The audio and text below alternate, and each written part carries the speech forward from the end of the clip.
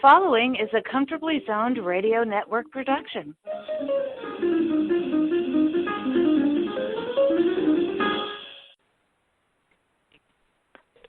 Thank you, Tally Olson. We are back. New York Met Baseball in the Zone. I'm Ralph Tyko with the Comfortably Zoned Radio Network. And the two co-hosts are here today. I'm going to sit in. Marty Rose, Robert Cole. How are you guys? Robert first. I'm doing good, Ralph. Just locked in Florida. Yes, and I'm the same way in California. Marty's the same way in a different part of his state, Florida, you guys' state. This is getting crazy. Every day gets crazier and crazier.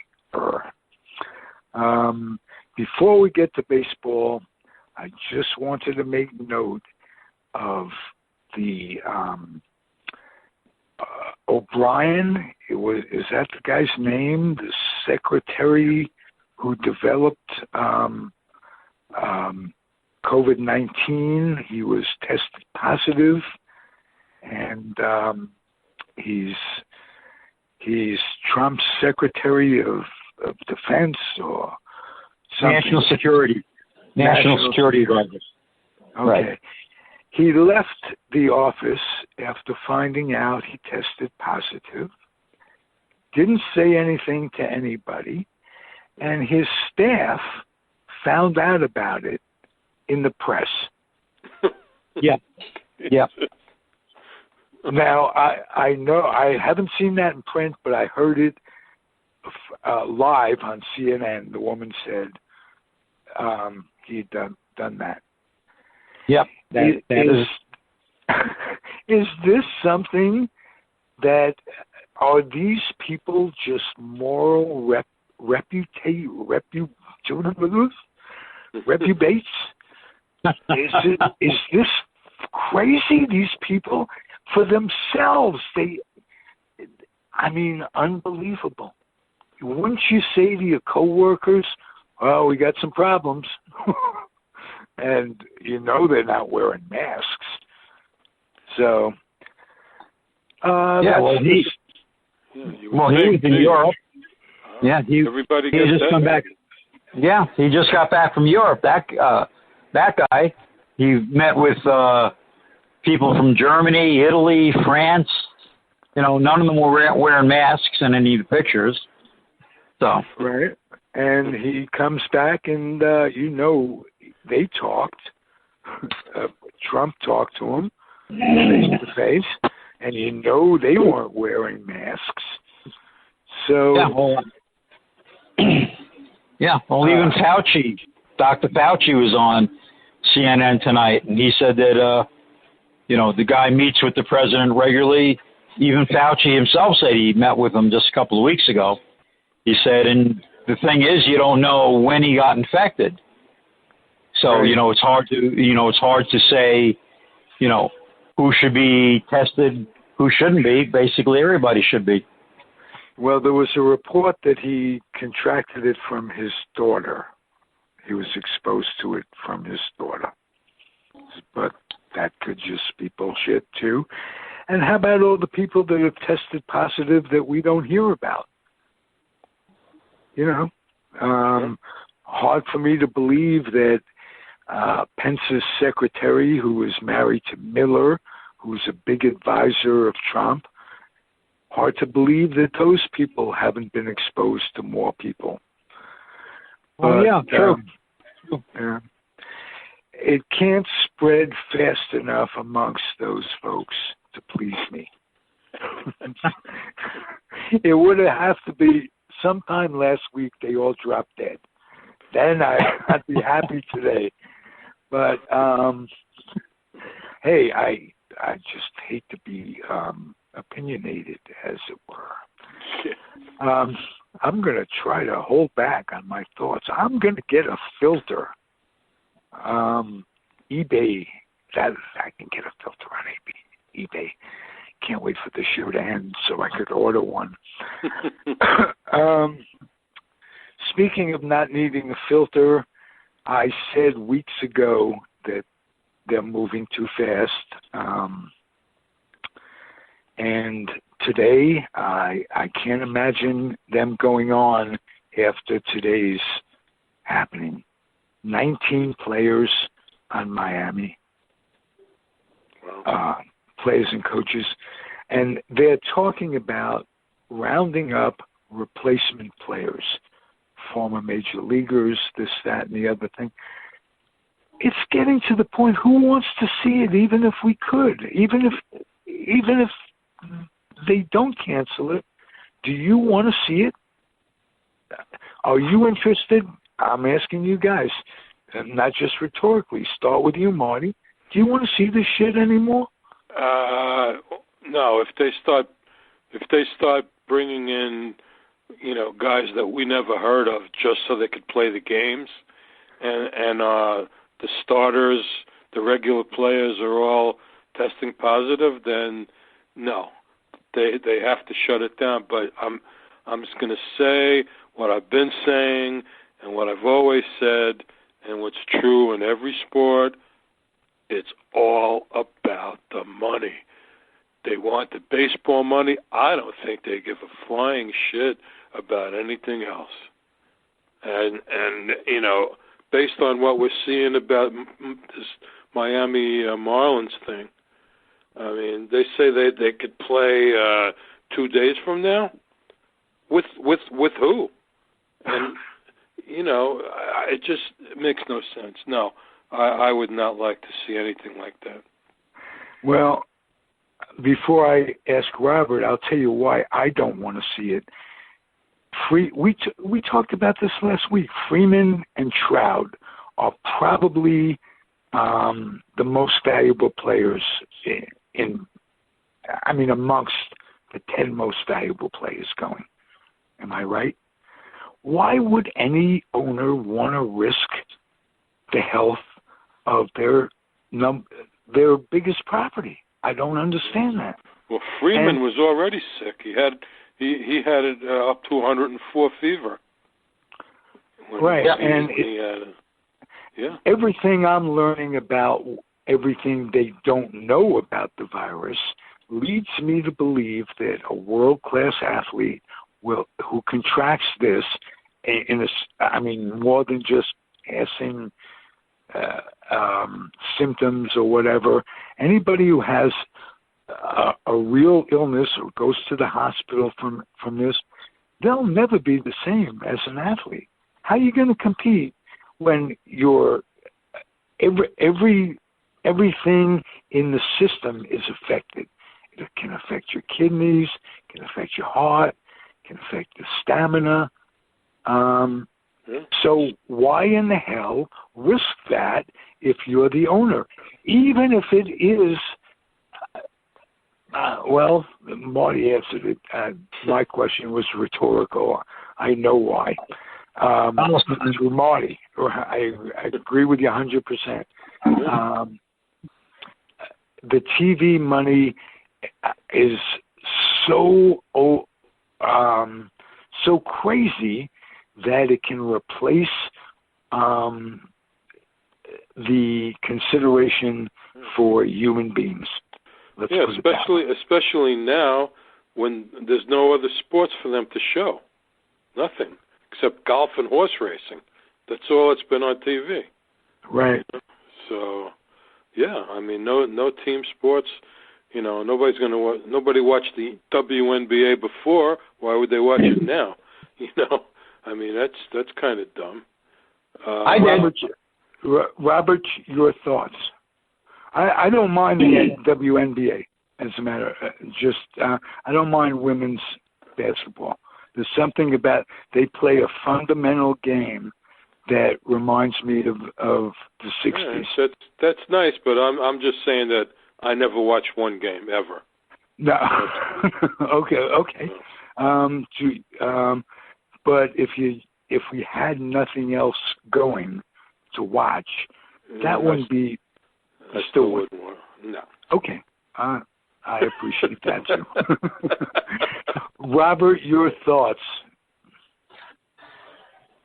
Well, selfishly, I'd like to see them play just so there's something on. Just like the spring camp games. I just put the game on in the background, didn't really pay a whole lot of attention to it. If they wound up playing guys, that we don't know, haven't heard of, yes, I put it on. I put it on in the background and, while I was on the computer, and I glance up and look once in a while. So, yeah, I mean, if you ask me if I would watch, semi-watch. Okay. Then let's analyze the first 3 games as if there was going to be a season. I doubt it, but let's analyze the first 3 games. First of all, DeGrom. Delighted to see him with that scare of a wrenched back or whatever.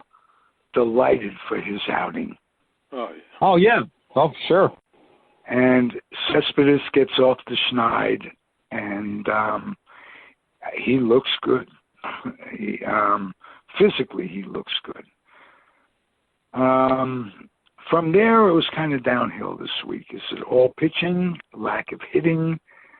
Start with you, Marty. Well, the hitting's going to come around. They just didn't have a lot of preseason games to get their timing and all that stuff. I'm not worried about the hitting at all. In fact, we're seeing tonight they got 4 runs already, two 2-run homers, and Ramos just doubled off the wall. So it's the pitching. The starting pitching really has taken a big hit. I mean, you got DeGrom and Matz. After that, Stroman's gone. Syndergaard's out for the year. They let Wheeler walk away. I'm not very high on Porcello. So far from what I've seen tonight of Waka, he's pitching well tonight. He looks okay. It's only 3 innings, but he looks halfway decent. But after that, it's the rotation is hurting, definitely. Would you guys refresh my memory on Wheeler? Was he tendered so they'll get something back, or he's gone for nothing? Who Wheeler? No, Wheeler. Yeah. Wheeler just went. But do we get a draft choice or something? I don't think so, because that draft choice would have been this past draft. They may have. I take that back. I think they got, yes, they did. They got what they call a sandwich pick. Right, between the first and second round. Right. They did.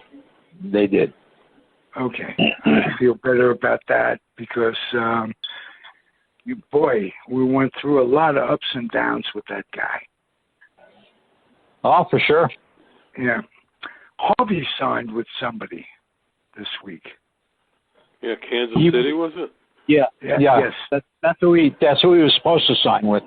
I never heard confirmation on it, but according to the supposed guys in the know, he was going to sign with them. Oh, okay. Last chance saloon for him.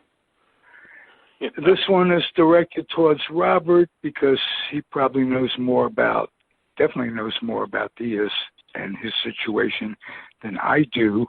But you were a Seattle fan, and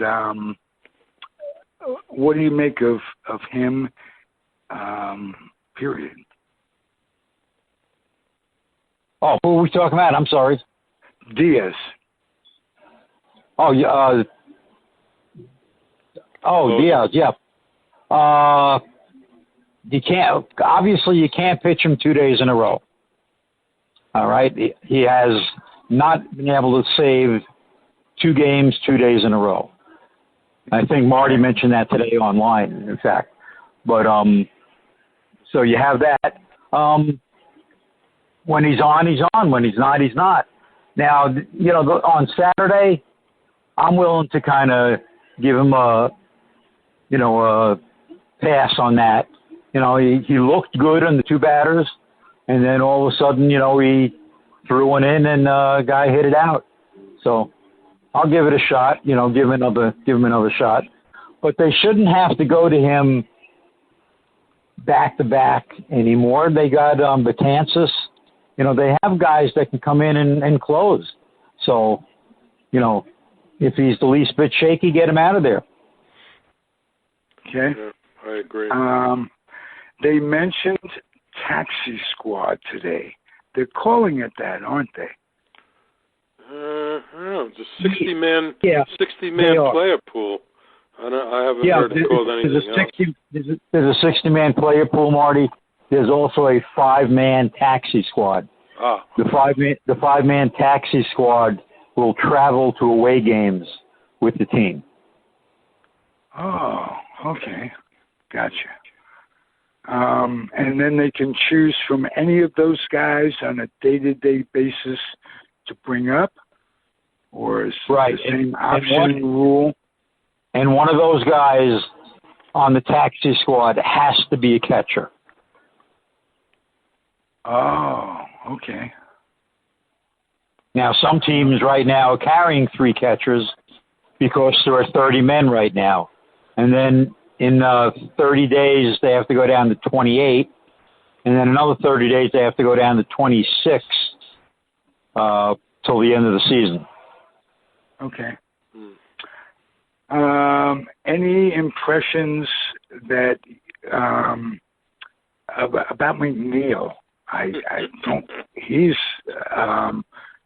let's just say a disappointment so far. Yeah, for sure. Well, I think third base is not his best position. I mean, he played better at second.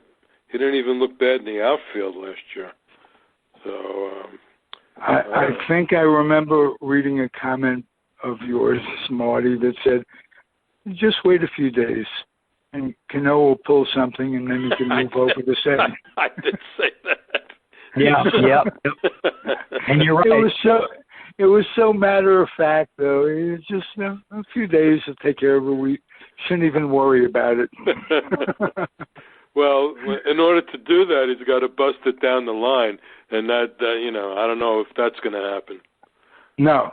Another remark you made when they moved him down to 6th was that was Brody on vacation, or did he take a sick day? Dominic Smith just bombed a 3-run. Yeah, 7-0, Ralph.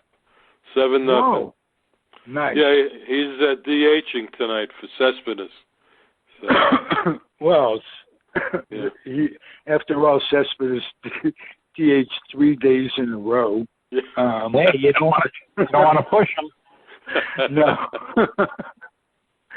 No. I think it's going to be a long season on summer if we have expectations that go unmet.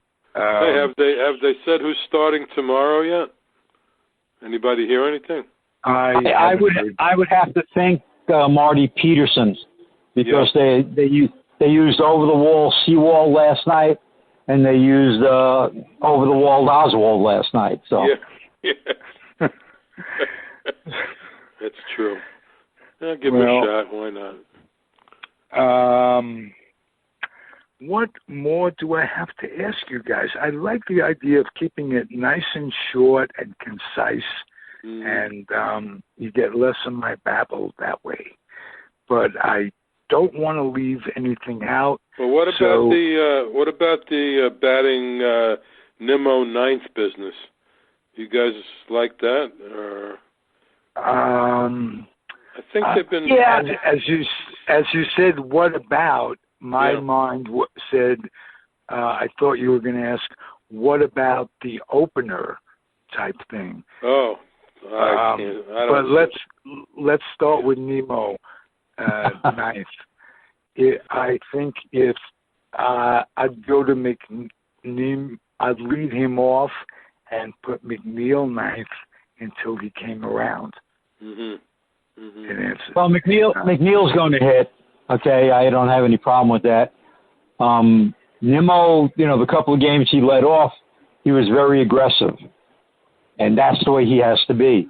Last year when he was in the leadoff, he took many, too many pitches, good pitches that he would have been able to hit. Mm-hmm. And when they put him further down the lineup, he became very aggressive. So, Yeah, well, also ninth, it's sort of a leadoff position anyway. After once they get down to that spot, 9, 1, and 2, and they've been batting Rosario up at the top, which is a little different too. Well, when Rosario bats leadoff, we talked about it last year, and even the year before. He seems to do much better than when he bats lower in the lineup. Right. Well, when he was batting eighth, anybody batting eighth with the pitcher coming up next is at a disadvantage. But there's no pitcher now, so it doesn't really matter where he hits. Yeah. Conforto seems to be hitting a little bit. Yeah, homer tonight, Ralph. Oh, yeah. Nice. Yeah, he had the first 2-run homer for the first 2 runs. Yeah. Good. And then Alonso hit a shot, Ralph. If they re-show it later on the news, watch it. It was one of the hardest hit balls I've ever seen. In fact, really? I'm watching on the Boston feed right now, accidentally, and the Boston announcers talked about it for like 3 innings. They've never seen a ball get out of Fenway Park as fast as that did. Yeah. Wow. Took out somebody's cardboard cutout pretty good. Yeah. Well, we all have something in common. We spent no money on cardboard cutouts. True. Right, Robert? Yeah, that's right. I don't think I could picture either of us writing that check for a cardboard freaking cutout. If it hits you, if they'll get you the ball and send it to you. I don't know if that's all teams, but I know the A's. That's funny. Advertisement. That's pretty cool. I like that. Yeah. That is cool. And today I was watching the game with the A's. Okay, they not only have cardboard cutouts in the seats, they have cardboard vendors in the aisle.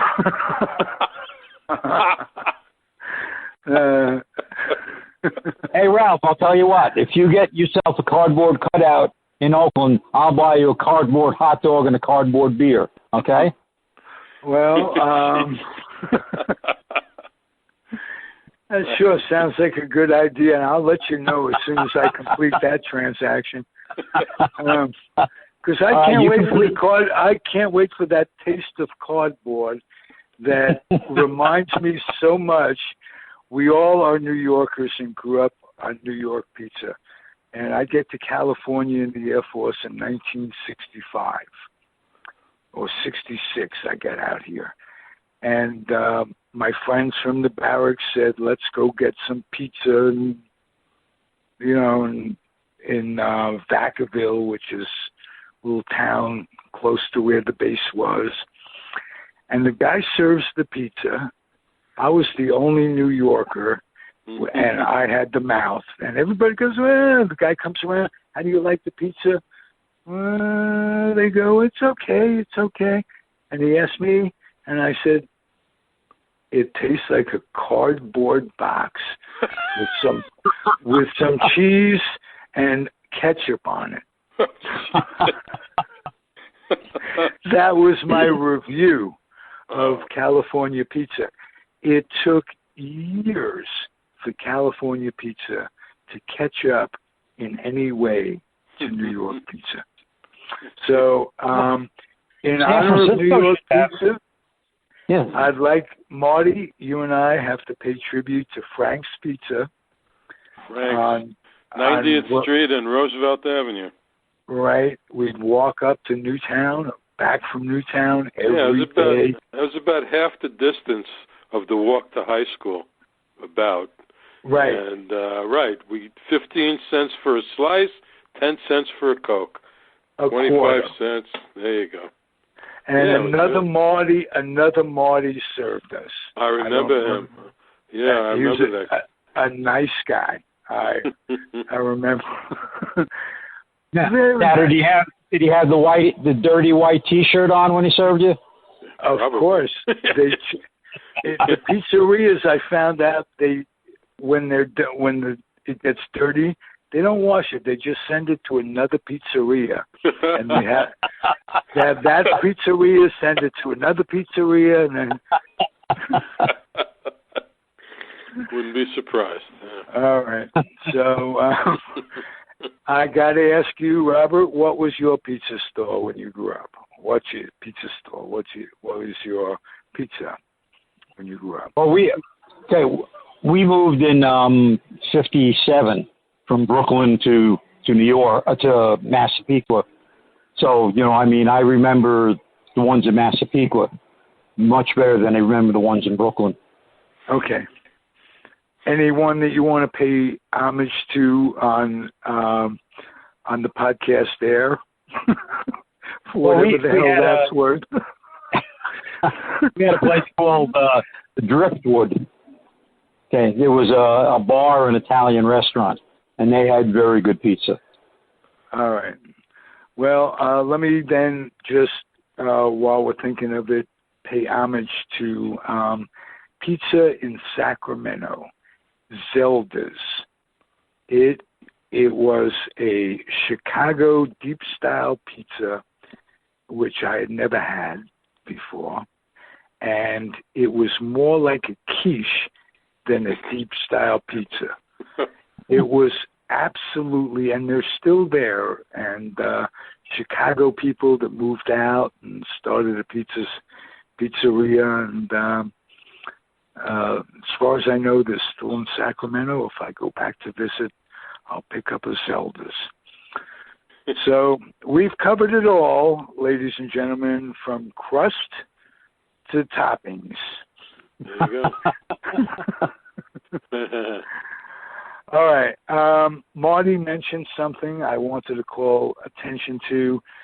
I turned him on, and I'll turn Robert and everybody else on, to one of the best YouTube treats I've ever had. It was Mantle's retirement, when they retired his number, and DiMaggio and him exchanged plaques. And Yep. it just, I tell you, it's like 45 minutes. They must have cheered for DiMaggio, for Mantle. No, it was 9. 15 minutes. 9 minutes? It was 9 straight minutes.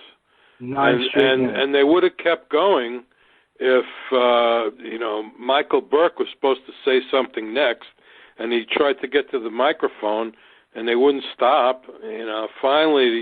Finally, he kept talking, and they quieted down. But it would have gone on even longer. Yeah, it was just unbelievable.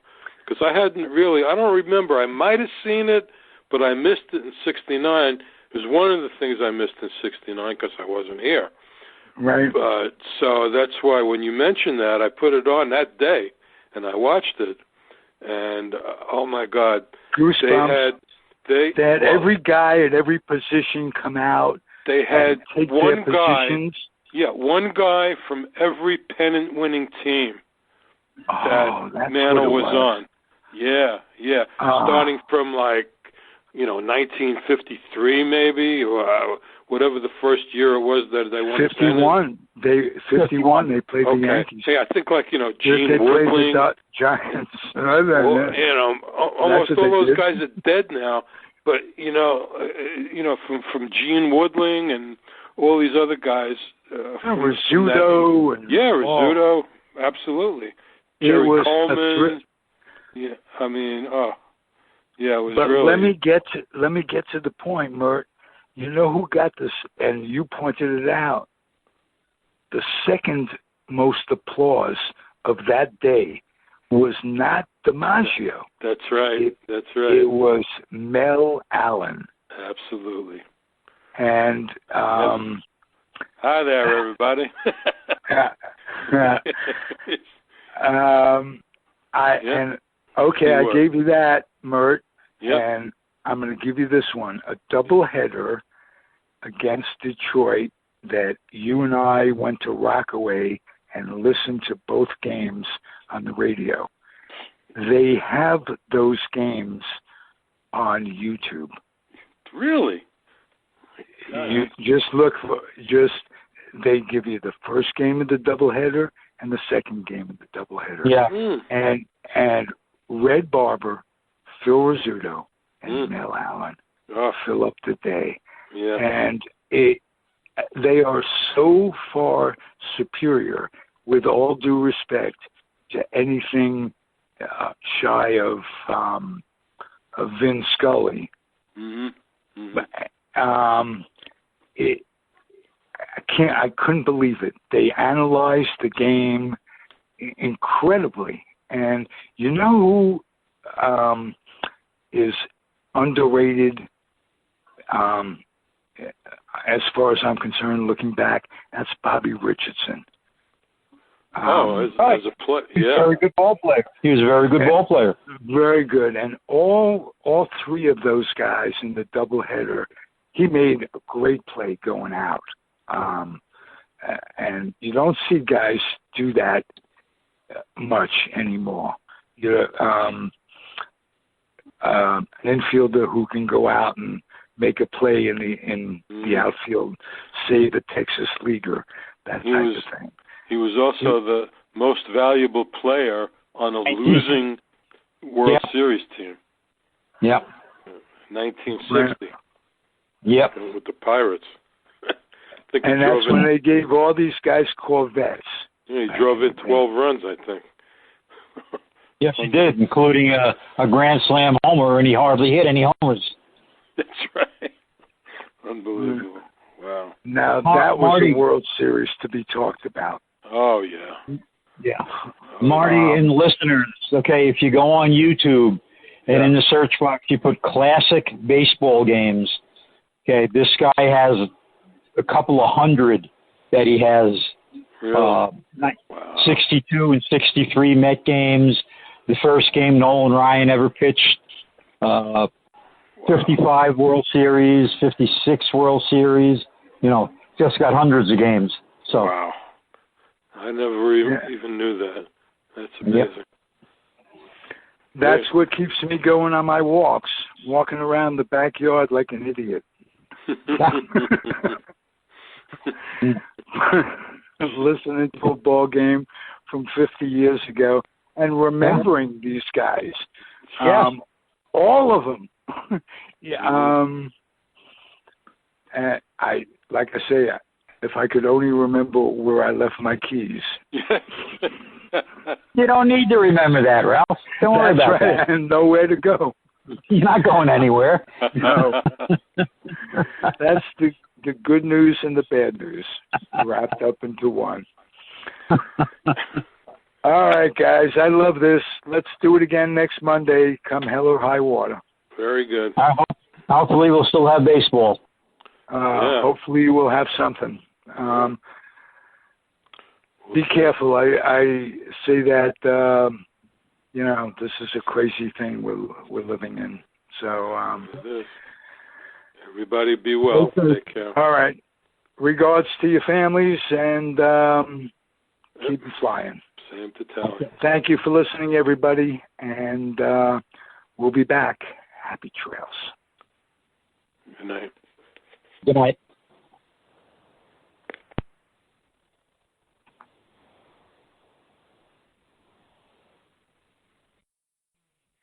The proceeding has been a Comfortably Zoned network production. You are advised to keep your dreams wet, your humor dry, your children and grandchildren out of military recruiting offices and off the laps of clerics who wear dresses. Thank you for listening, everyone, Happy trails.